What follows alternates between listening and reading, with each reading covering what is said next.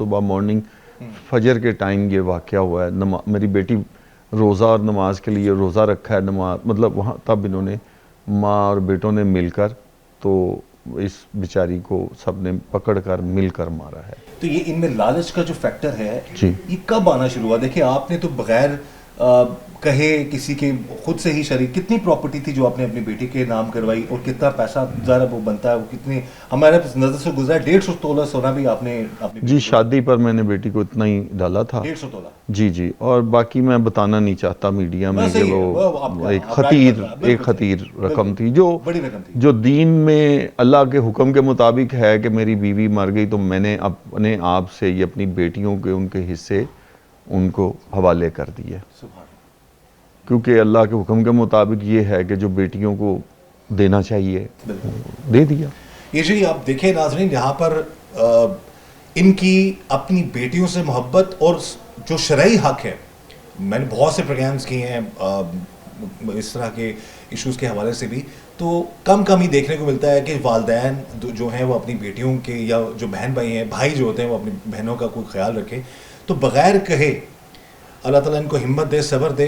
انہوں نے اپنی بیٹیوں کا خود بتا رہے ہیں کہ خطیر جو اماؤنٹ بنتی ہے اسپیشلی جو بختاور کے لیے, کیونکہ سب سے چھوٹی تھی, وہ بڑی لاڈلی تھی, بڑی پیاری تھیں, تو انہوں نے ان کو جو شرعی جائیداد کا حصہ بنتا ہے وہ دیا. اس کے علاوہ خود بھی یہ خیال رکھتے تھے, اس کے باوجود بھی اس ظالم شخص نے, اس لالچی انسان نے اس چیز کی قدر نہیں کی. ویسے آپ بتائیے گا کہ آپ جو بختاور ہیں ان کا اپنے فیملی سسرالیوں کے ساتھ تعلقات کتنا عرصہ ٹھیک رہے, پھر کب سے خراب ہونا شروع ہوئے؟ آپ خود بتا رہے ہیں کہ آپ کو لگتا ہے کہ آپ کہہ بھی رہے ہیں کہ انوالو ہے, سارے انوالو ہیں, تو یہ معاملات خراب کب سے شروع ہوئے؟ یہ کوئی 6 ماہ پہلے سے یہ ایکسٹریم پہ, یعنی انہوں نے مجھ سے ابھی رجسٹریاں جو میں نے بیٹی کے نام پہ پراپرٹیاں کی اس کی رجسٹریاں میرے پاس تھیں, تو انہوں نے مانگی جو میں نے پرووائڈ کر دیں. کچھ رقم کا مطالبہ کیا جو میں نے دے دیا, 1 دن پہلے دی ہے اس واقعے سے 1 دن پہلے, اوریجنل پیپرز اور وہ سارا کچھ میں نے دیا. اور یہ اب ان کا میری بیٹی سے یہ مطالبہ تھا کہ وہ لڑکا اور اس کی ماں اور اس کے بھائی یہ کہہ رہے تھے کہ یہ جائیداد ہمارے نام پہ کرو. اچھا, جو آپ کی بیٹی کے نام جائیداد تھی وہ کہتے تھے ہمارے نام پہ کرو, ہمارے نام پہ کرو, اور ہم اس کو بیچنا چاہ رہے ہیں. میری بیٹی نے گاڑی تک, اصل مسئلہ جو اس رات جو سنا گیا ہے کہ وہ گاڑی ٹوسون گاڑی تھی اس کے پاس, وہ گاڑی بھی تم بیچو اور یہ گھر بھی بیچو اور پلاٹ مطلب جو کچھ ہے سب بیچو. میں نے سب چیزوں کے پوزیشن بھی دے دیے ہوئے تھے ان کو, اپنی بیٹی کو اور ان لوگوں کو. مطلب وہ ٹھیک ہے بیٹی دے دی تو چیزیں بھی اسی کی ہیں اور وہ بھی ان کی تھی, پیسہ بھی ان کا تھا. اب یہ بڑی بدقسمتی کی بات ہے کہ بھئی انہی کے بچوں کی ماں ہے تو پیسہ کس کا ہے, میاں بیوی کا بٹا ہوا تو نہیں ہوتا. اب اصل میں وہ یہ چاہ رہا تھا کہ شاید یہ سارا پیسہ میں لے کے تو اپنی بیوی کو مطلب جو بھی ڈائیورس کا تھا یا قتل کا تھا وٹ ایور وہ چیزیں ہتھیانا چاہ رہے تھے. وہ اس جائیداد اور پیسے کی بنیاد پر انہوں نے اس بیچاری کو مارا ہے, اور وہ چیز ہی اس کے لیے جان لیوا ثابت ہو گئی جو میں نے اس کو اس کا شیئر دیا ہوا تھا, اور اس میں یہ ساری فیملی انوالو تھی. آپ کو کب اطلاع ملتی ہے اور کس طریقے سے آپ کو بتایا جاتا ہے جی کتنا بڑا سانحہ ہو گیا آپ کے ساتھ؟ مجھے صبح 7:05 پہ ان لوگوں نے فون کیا ہے, تو لڑکے کی ماں نے کیا ہے کہ بھائی جان ان کا جھگڑا ہو گیا آپ آئیں. میں نے کہا بھائی کیا ہو گیا, جھگڑا ہو جاتا ہے, میں نے نہیں آنا, آپس میں سولو کرو. میں گاڑی پکڑی ہے, یہاں سے کوئی 4 یا 5 منٹ کا راستہ ہے, تو میں وہاں گیا ہوں تو وہاں 1122 والے آلریڈی کھڑے تھے. میں اندر گیا ہوں, یہ لوگ سارے گھر کے اندر تھے, تو میں نے وہاں ایک چھوٹی بچی کھڑی تھی کوئی 6-8 سال کی جس کا انٹرویو بھی شاید بعد میں آیا.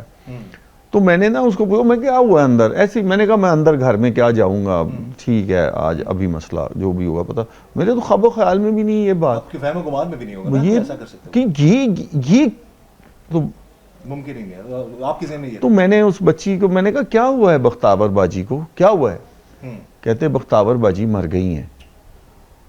میں نے اس کو ایسے دیکھا, میں نے کہا بھائی یہ بچی پاگل ہے کہ کیسی بات کر رہی ہے. تو اتنے میں 1122 والا گاڑی سے وہ ملاحظہ کر چکا ہوا تھا, وہ آیا, کہتا ہے آپ کون ہیں؟ میں نے کہا میں بختاور کا فادر ہوں. کیا ہوا ہے بختاور کو؟ تو وہ کہتا ہے جی ان کی تو ڈیتھ ہو گئی ہے. میں وہیں زمین پہ گر گیا ہوں, بس میں نے موبائل نکالا, میں کہا یہ 15 پہ کال کر دو بس.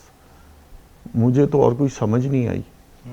تو ان میں سے کوئی خون لگا ہوا تھا اس کے جسم پہ, تو وہ پتہ نہیں کون, مجھے ان کی فیملی کے وہ اس کا بھائی یا کوئی آیا.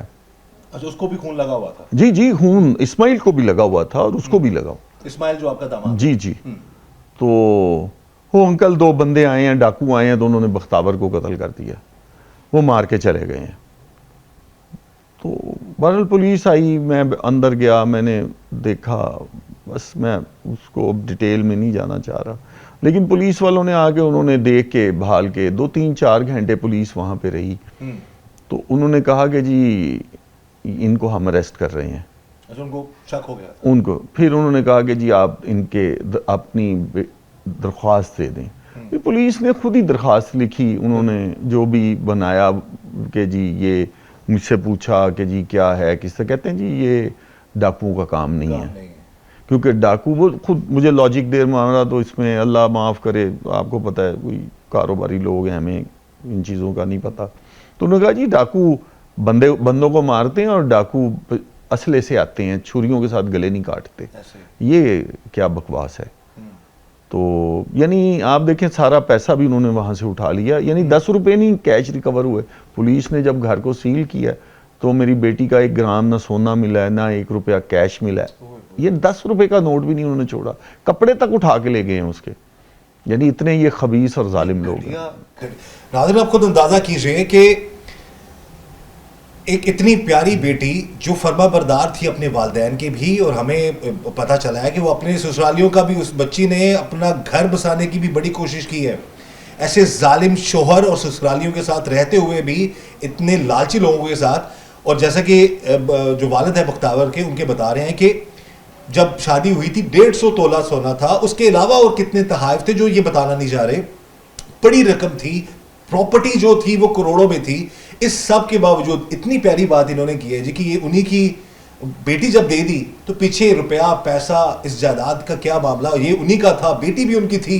لیکن ان ظالموں کو شرم نہیں آئی, ان ظالموں کو لحاظ نہیں آیا کہ ایک اتنا اچھا خاندان, اتنے شریف لوگ, اتنا خیال رکھنے والے لوگ تو ایسی بیٹیوں کو سر پہ بٹھاتے ہیں.